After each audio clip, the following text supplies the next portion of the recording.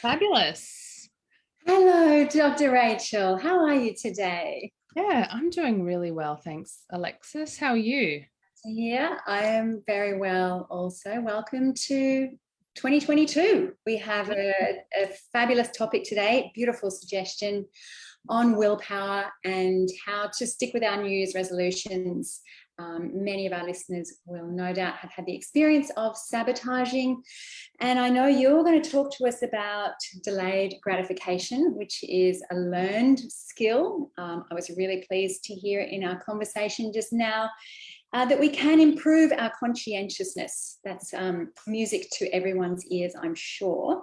And Yes. I'm also interested to hear how willpower is a finite resource, because that very much taps into an article that I've just posted around how we need to have the unconscious on board, and there are ways that we can do that through the use of the body to ensure that our practices are not just driven from the surface level of the mind, but our whole being is behind us, which is necessary for follow through.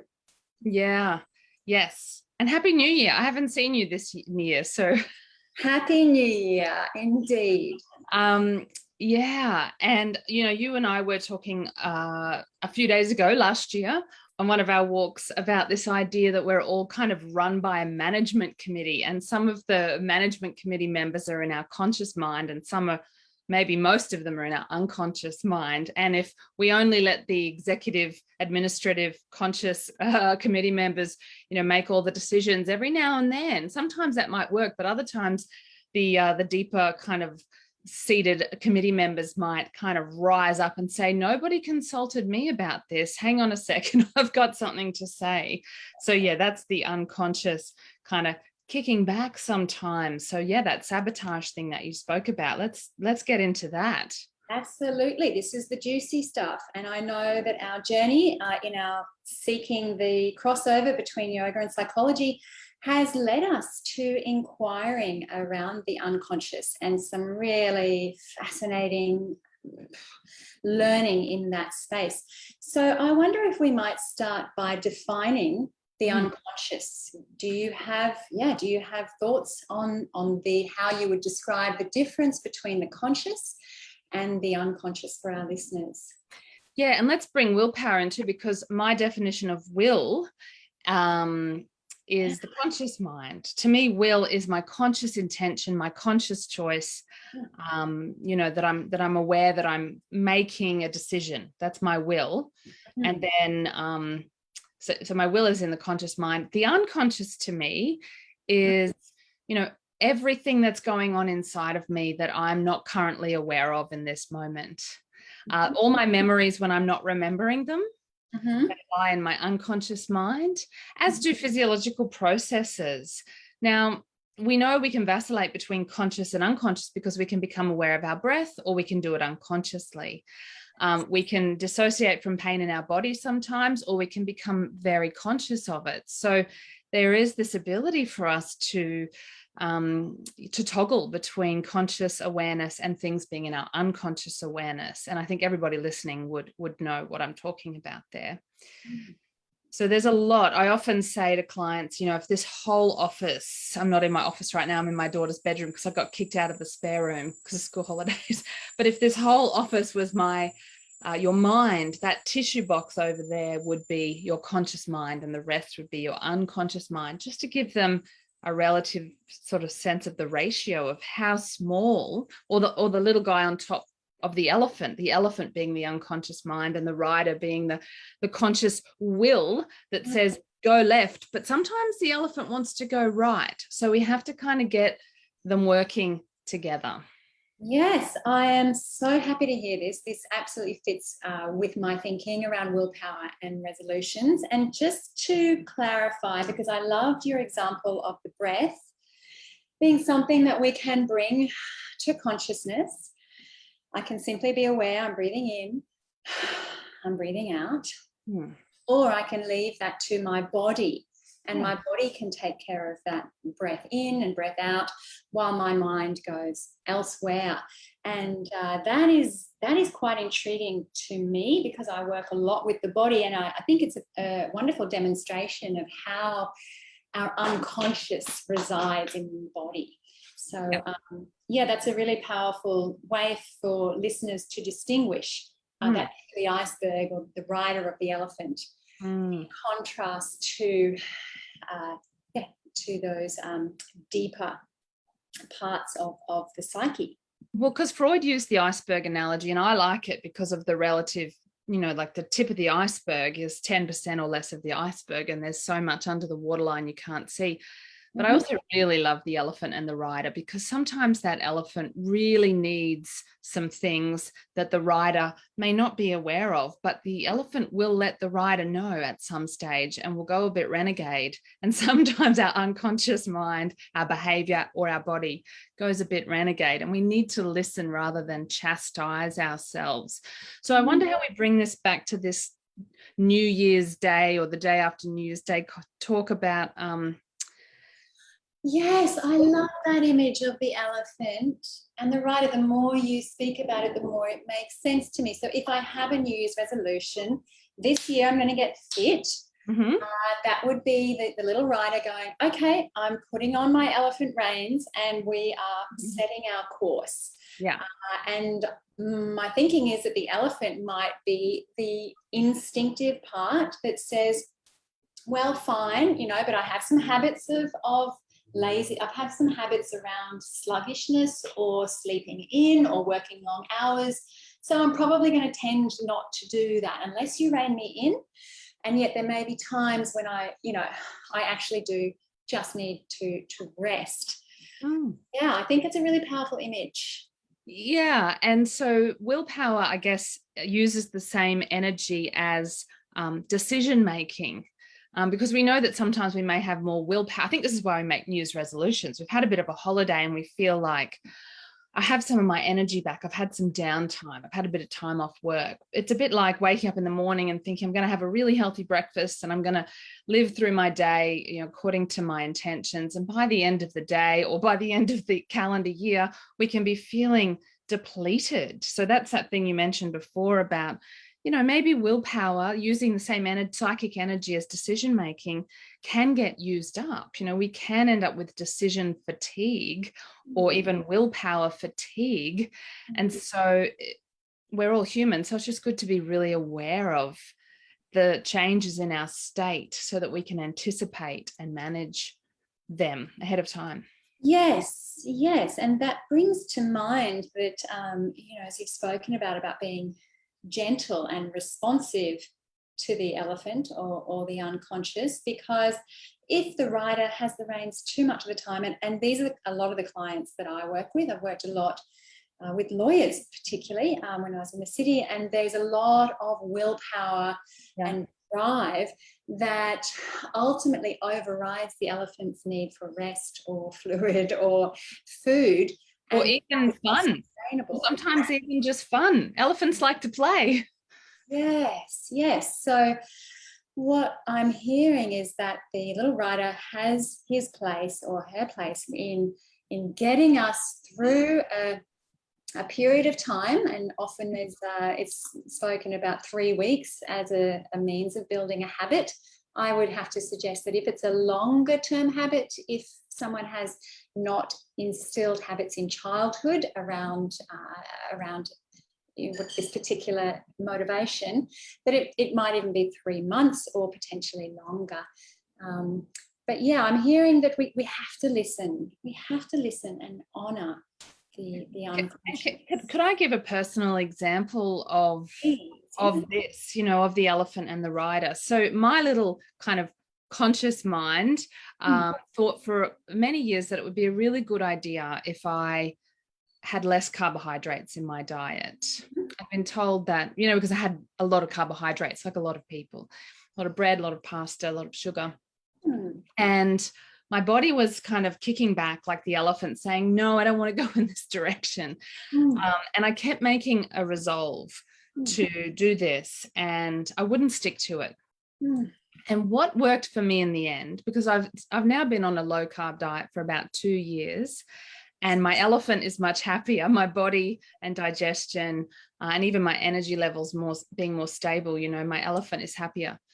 But it was really difficult to stick to this intention until one night I went out to dinner with an old friend, and she told me that she was doing this thing called the keto diet. I'd never heard of it. And she spoke of all the benefits to her energy, her mental health, her dental health, her digestive system, and the yummy foods she could eat. And so what I think happened in that night is I changed my beliefs. Somehow I changed my beliefs, you mentioned before, at a deep level. So instead of this thing kind of leaving me feeling deprived and like I was missing out on the good things in life, my belief system around it all changed. And something that kind of was a bit of a yuck became a yum.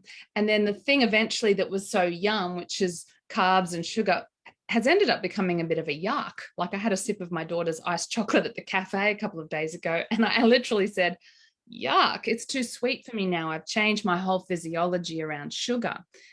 And so sometimes we can really manipulate our perceptions, and that can be adaptive if it's in service of, health related, values driven goals, which it was in my case.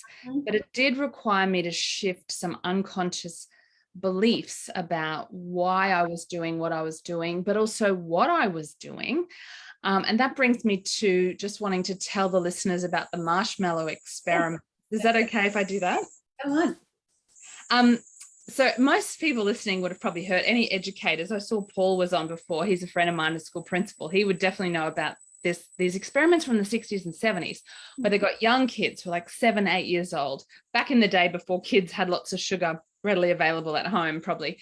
And the kids were told they could have this one marshmallow now, and it was put in front of them, or if they waited 10 minutes, they could have 2 marshmallows. And they repeated this experiment, and they measured longitudinally the life outcomes of the different groups. About half the kids took the marshmallow straight away, and the other half roughly waited to get the 2 marshmallows. And the ones who could delay the gratification, who could wait for the 2, actually did better at school. And there's a whole lot of life outcomes that were predicted because of this ability that they seem to have at a young age to delay the gratification. And then this is the bit most people haven't heard about, which I read about the other day. They asked some of the kids who waited for the 2 marshmallows, how did you do it? Like in your mind, what did you do? And some of them said really cute things like, I just imagined that first marshmallow was the Lego brick and not a marshmallow. And I just kept imagining it as a piece of Lego or a block or something until it was time to get the second marshmallow. So they manipulated their own and reframed their own perception to turn a yum into a yuck, just long enough to get the bigger reward. Okay, so this is interesting because I'm hearing about the difference between the short-term conscientiousness or consciousness and the longer-term sustainability of that. And what I'm hearing you say is that we can fuel our willpower with knowledge, as you did when you heard from this friend about the benefits of staying away from sugar. I would imagine that would fuel your willpower for long enough that you could almost tip the scales and find yourself a strategy to enable you to follow through. That was the other part. Thank you. So I said to myself, it was like an experiment, and we've got to treat our resolutions and goals a bit like a fun experiment if we want to kind of be able to stick with them. Yeah. And I thought, what will I feel like in a month? What will I feel like in a week? What will I feel like in a month? I was really curious to just see how I felt. Yes. And then, within a month, I realized I felt much better, particularly in my digestion. And so then I was clear. I believed it. I could feel the benefits, and it became a sexy goal instead of I have to. And then I wanted to stick with it. There was no should thinking anymore, like I should eat like this or I have to avoid this. There was not even an avoidance mentality. It was just going towards feeling the way I wanted to feel, really. So is the goal then to go beyond our should thinking ultimately for a habit to be sustainable? Do we need to use the consciousness? Maybe we're shooting initially, but it still needs to be fueled by a deeper belief. And ultimately, the elephant was happy, and by acknowledging the elephant, that your physiological energy, that is fuel. And I would absolutely agree with that. Okay. A lot of people come to pick up yoga, and they're surprised that it's a slow going process, because that intrinsic motivation comes from the body itself. So the body itself walks us to the mat and goes, hell yes, this feels amazing. And that comes from our physiology, from the elephant. I'm so pleased to hear that was what created a sustainable shift for you. And it really did. And of course we relapse, we don't always follow through with our intentions to exercise. I have relapsed, I've had days where I've eaten things that, I really wished I hadn't eaten afterwards. And those relapses also provide really good data. I mean, I'm a scientist practitioner after all, so I really kind of like to think of things as an experiment. I'm gathering data, even if I'm not doing it as systematically as, a researcher would. Well, you're observing factually. I'm bringing the curiosity that a scientist would bring, rather than the shoulds and the shame and the judgment. And so whenever I relapse on anything, and of course, like everybody, I've relapsed on many, good intentions, decisions, but the relapse provides data as well, doesn't it? Like, this is how I feel when I do this, or when I don't do this. That's good to be reminded of. That's good to know as well. Right. Well, the relapse with the awareness, coupled with the physiology. Yes. And again, we may need to get the rider to rein in a little bit, get over the hump until we're back, till the elephant can find its groove again. Yeah, and somehow the elephant and the rider need to stay in conversation with one another. So the rider's kind of going, well, this is what I would really like to do, but let me consult with you, because what do you need? What do you believe? What's going on with, what's your deal, kind of thing. This is where meditation and therapy and other contemplative practices, anything that helps us slow down and contemplate, can really get us off the treadmill of being reflexive and reactive in our habits that are, not necessarily helping us, and help us wonder and be curious. What would happen if, and talk to the elephant, what's going to happen if we do nothing, do you reckon? Like, if we don't change this, where are we going to be in 6 months, 12 months? Or where could we be in 6 weeks? I was really curious to know where I could be in 4 weeks after I gave up sugar. Yes. Yeah. I love that so much. Okay, so what's coming to mind is I absolutely 100% agree with you. And I love that you and I don't talk for weeks. We're doing our own stuff. And then when we do talk, we've landed in the same place. That astounds me, particularly because we have different experience clinically and academically, but there's such a fit. So absolutely, I agree. The conscious and the unconscious need to be in cohesion. They need to be in harmony for us to really achieve what it is that we want. And at the end of the day, that's really what we're here for. There's no point.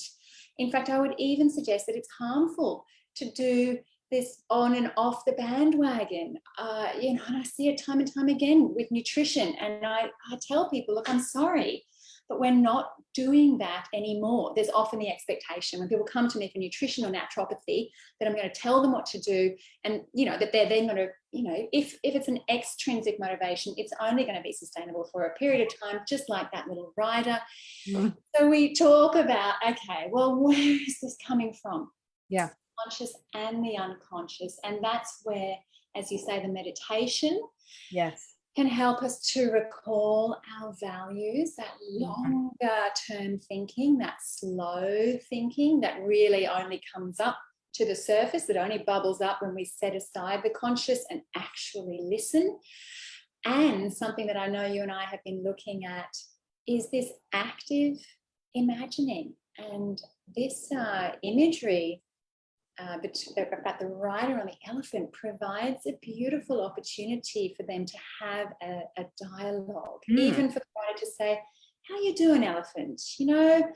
Do you need something to fuel up? What do you need? And this is making me, because the elephant is about instinct and it's about feelings and it's about other content in the unconscious, like dreams and hopes and needs and yearnings and this kind of thing, which is what often you see. You might have seen this with lawyers. I know I have, or anybody really. You get the goal, so you get the job, you get the house, you get the whatever it is that you're chasing. And there's a deflation, because we've gotten so fixated on goals that we've forgotten to deal with the more unconscious sort of material. So sometimes this is what I say to my clients who are very goal orientated, very New Year's resolution orientated. I say, you're not really chasing the thing out there. You're chasing a feeling. You are imagining how you're going to feel when you get the university degree or the job or the wedding or the house. You want the feeling that you imagine that's going to give you. So perhaps we could pull back and ask ourselves, sometimes at least, how do I want to feel? Because that's how I managed to give up sugar, with that question of how do I want to feel? Not do I want to lose 5 kilos, not anything else, just how do I want to feel? And then when we do stupid things, just check in with how we feel. And you know what I mean by stupid things. And kind of ask, is this really how I want to feel? Because we have some influence over the elephant, though we can't control the elephant. The rider is well trained, and she or he can have some influence there. We've got to work with each other, because the conscious mind has very amazing strengths. The intellect is a triumph of human evolution. But we can't ignore the unconscious, because it wants us to feel a certain way. Yes, this is interesting. The conscious, from my understanding, is only able to hold one thing at a time. So it's perfect at going, okay, I have a measurable goal. Fantastic. It gives me a focal point. But its downfall is that can be at the detriment, as you say. If I'm too fixated on that and I forget all the other factors, then is it really worth it? It depends what that one thing is driven by, because if it's driven by should thinking, or a belief that I need to do this because society says I should, or extrinsic motivation, yes. Extrinsic motivation, then that should thinking, that have to thinking, that's extrinsic in some way, we might have internalized it, but it started in extrinsically, then we're going to pay the price eventually for not listening to the elephant, right? Yes. And yet the unconscious holds a multitude of factors based on our upbringing, our beliefs that have been reiterated through childhood, then through adolescence, then through adulthood. And my understanding is that they serve us.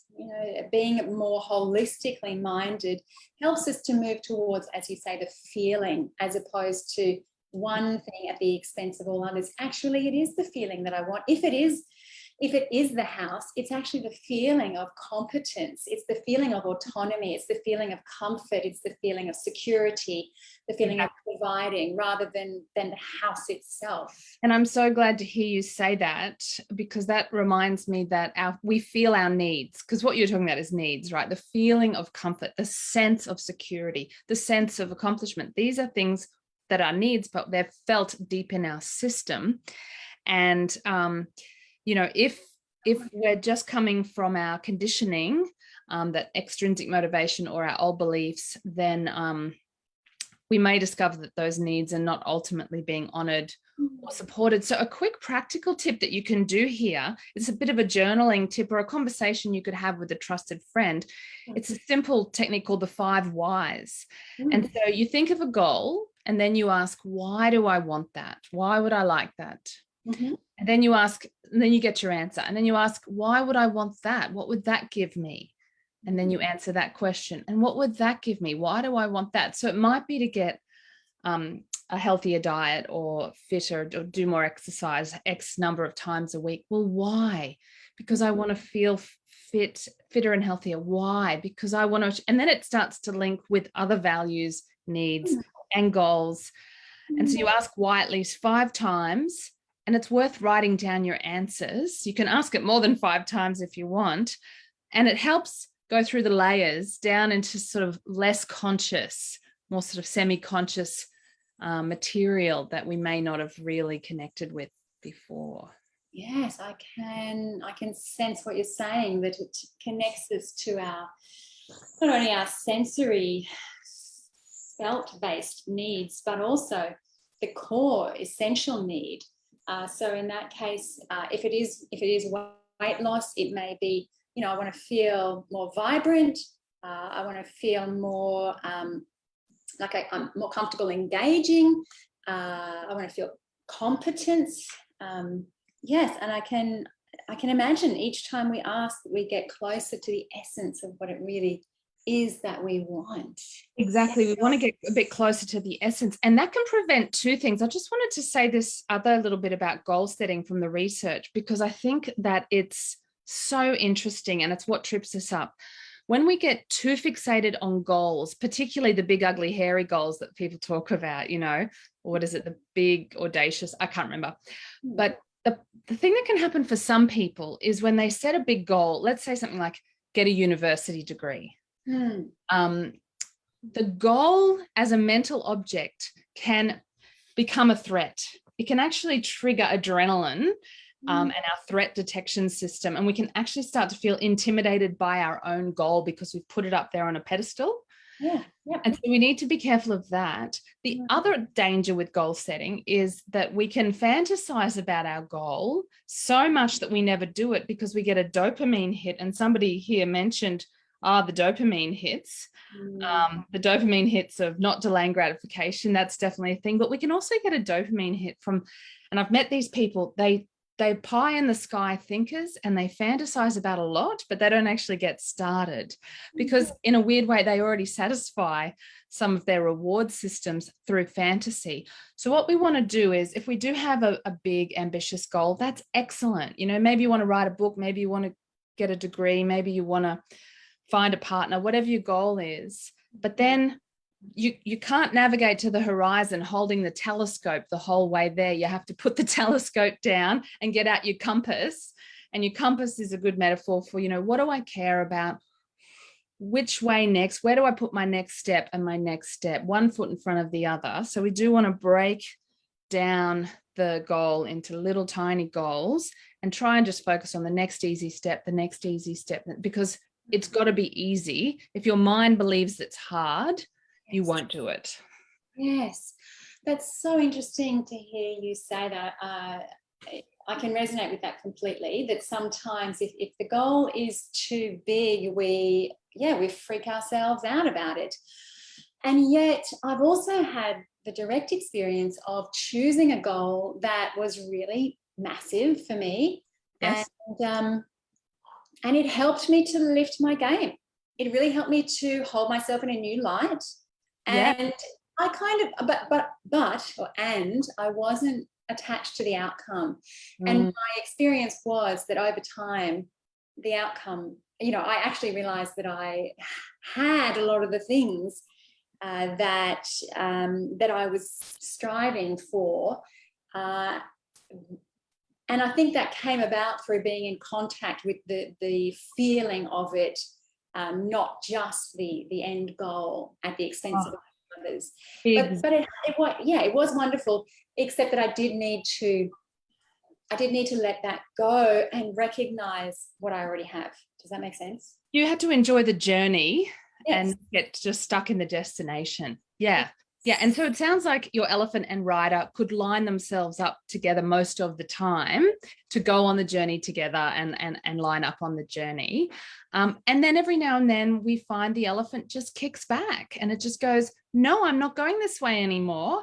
And we've got to be really curious about that. Like, what is going on here? And that can be a really deep soul searching experience that we need help around.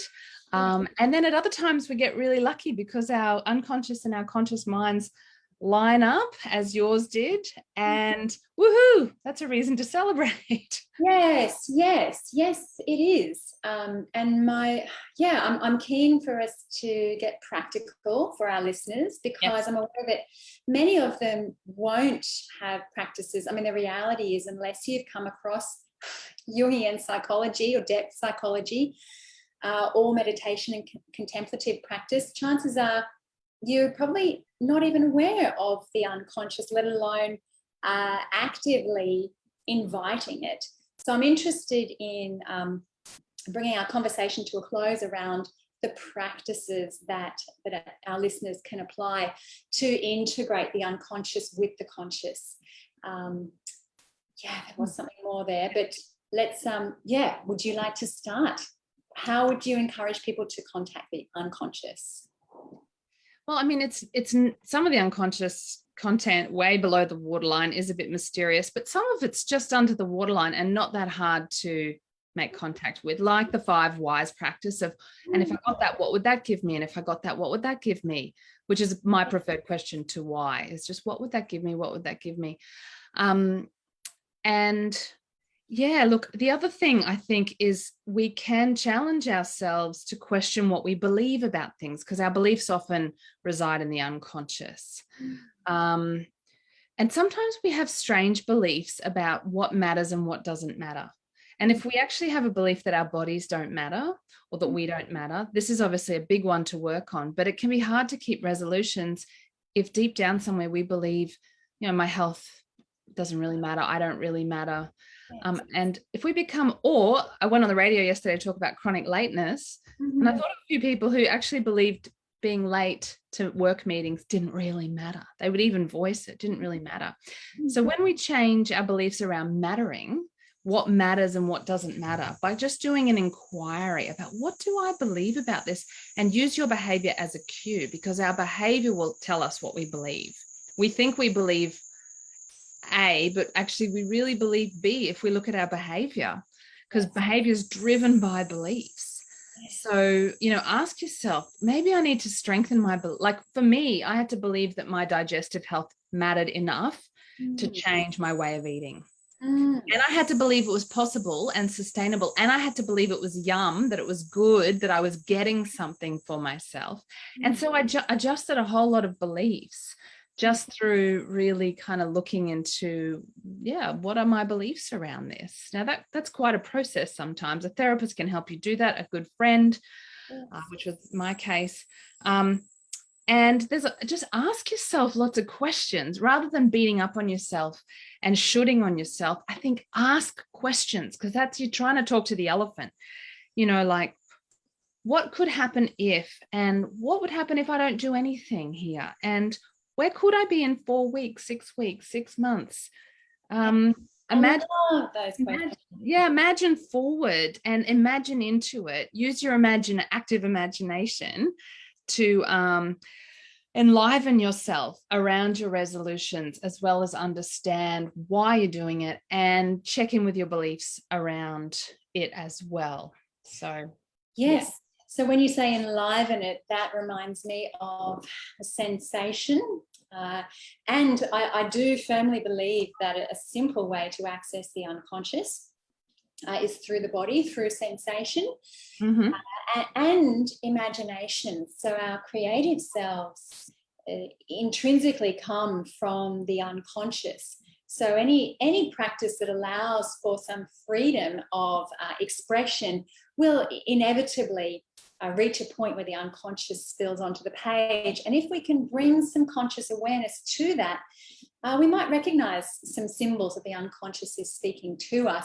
So as you're talking about these questions, and they are stunning questions, I love them so much, I'm going to really apply those myself. One practice that I've started incorporating and found tremendously valuable has been not only to ask a question, but to respond from another part of myself. Yeah. So, for example, I often say, well, this morning I went for a bike ride and I was coaching myself along the way, and I was saying, Lexi, great job going there. And I said, thanks, Alexis. And like two parts of me. And, you know, as I was writing, it occurred to me, one, like Lexi's probably my kind of younger, childlike, playful self, and Alexis is my kind of adult coaching, guiding. But it was just fascinating. It's the first time I've actually spoken to myself. You might call it schizophrenia, but I call it really constructive conversation. No, I call it having a management committee meeting with yourself. It really was a management committee. Yeah, and finding harmony. It could equally be the rider and the elephant, but the call and response. It's the first time I've started using that practice, and it comes quite naturally, right? I think we all talk to ourselves. It was a new step for me to speak back to myself.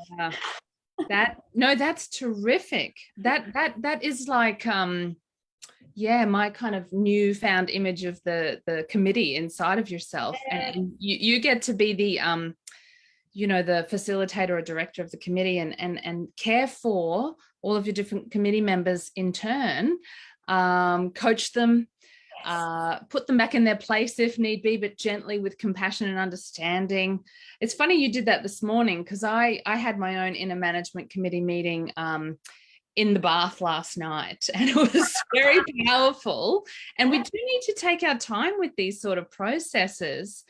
And yeah, I was sort of really taking care of my inner teenager. You can see my inner teenager, she's coming out now, and I'm really seeing how I have to take care of her. So I could talk to her in a way that, she needed but didn't experience all those years ago. So I think these imaginal experiences that draw on imagery, metaphor, and active imagination are super powerful. And that's a topic for maybe next live at 5.